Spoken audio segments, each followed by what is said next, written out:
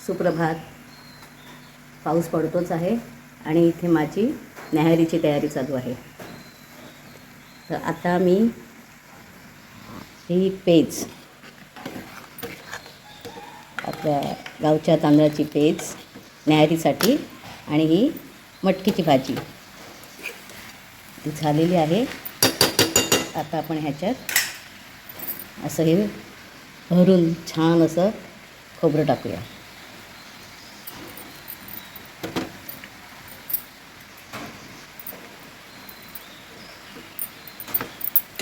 असं भरपूर खोबरं घालायला फार आवडतं.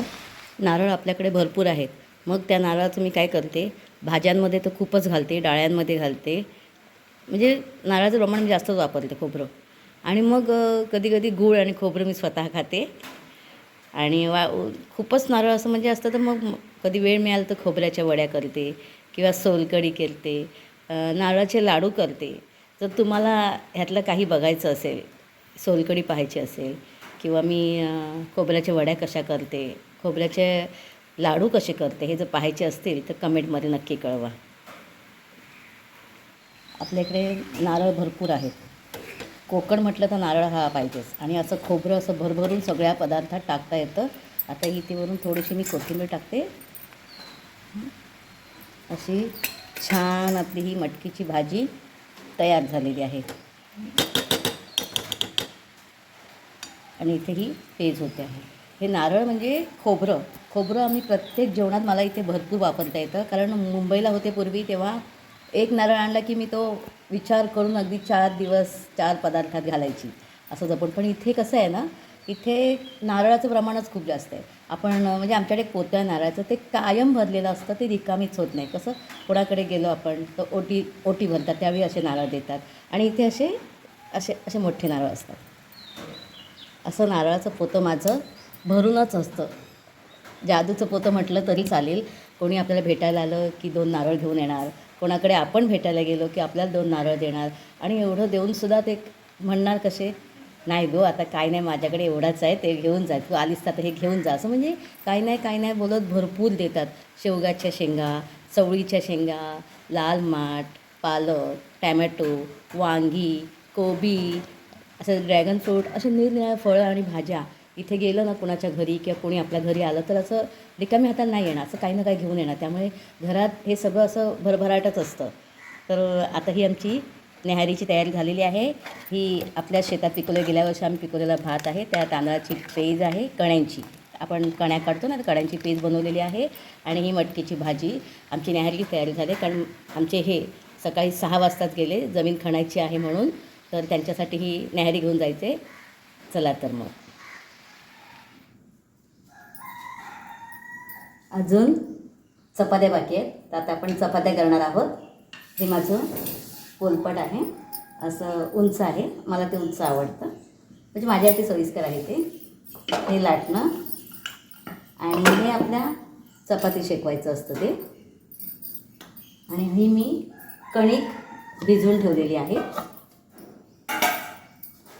म्हणजे अर्ध्या तासापूर्वी ही कणिक भिजवलेली आहे आणि आता ती छान मऊ झालेली आहे. तर आपण ह्याच्या आता चपात्या करणार आहोत.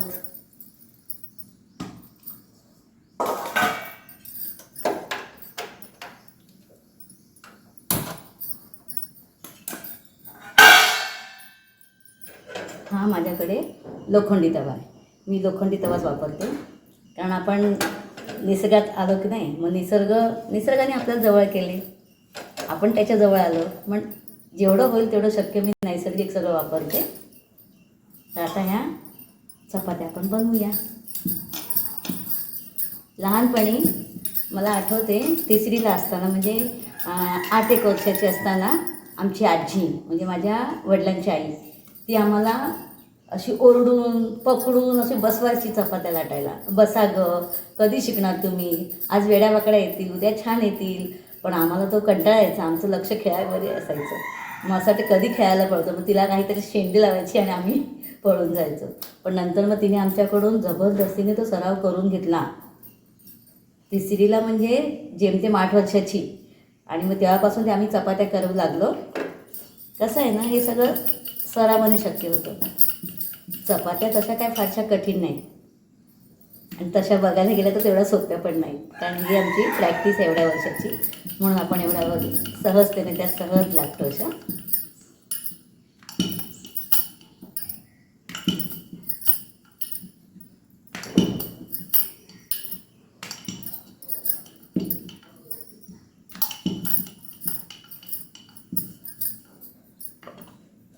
आहे की नाही गोलगोल करीत तवा तापलाय, आपण त्याच्या चपाती टाकूया. आमचे हे सकाळी 6 वाजता शेतावर गेल्यात, म्हणून ही सगळी न्याहारीची तयारी चालली आहे. आणि ही न्याहारी भाताची पेज केले, छान मोड आलेल्या मटकीची भाजी केलेली आहे खोबरं मस्त घालून. आणि आता या चपात्या.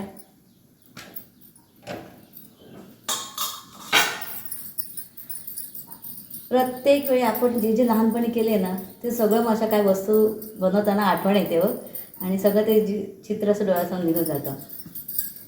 पण आता पहा, ह्या छोट्या गोष्टी आहेत आपल्या आजीनी आपल्या आईने शिकवलेल्या, आणि आता या सगळ्या आपल्याला छान उपयोगी पडतात. आज तुम्हाला सुद्धा मी या चपात्या करून दाखवत आहे.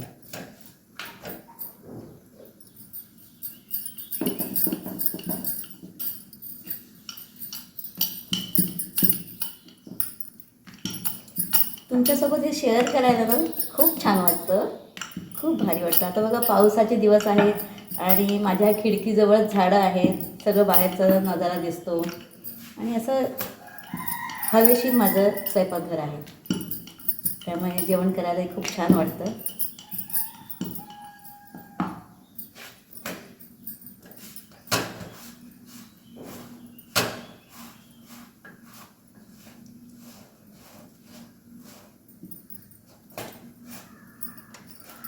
बघा छान फुलका तयार झाला आहे.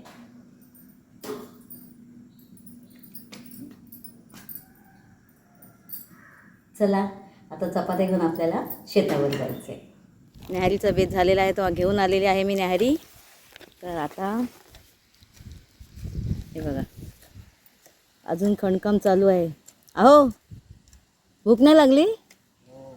चला न्याहारी तयार आहे. चपाती, मटकीची भाजी आणि पेज आणि गरम गरम चहा पिणार? या या या लवकर या.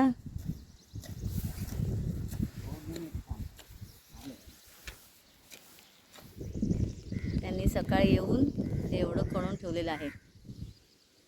आता बाकीचे 1 2 3 4 4 5 कोटी बाकी आहेत, ते आता आम्ही दोघं मिळून खणू. म्हणून आली बराबर, घरातलं आवरलं आणि आली. आता न्याहारी खातो. खा. थोडं त्यांनी काढून ठेवलेलं आहे. जागेवाल्याला म्हणतात ते काढायची सवयीने खायच्या आधी शेतावर आपण आलो की.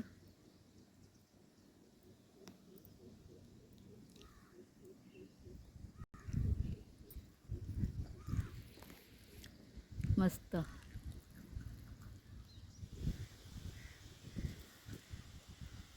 कशी झाली भाजी? भाजी उत्तम, झणझणीत. आता पीठ पितो, तुला पीठ पाहिजे?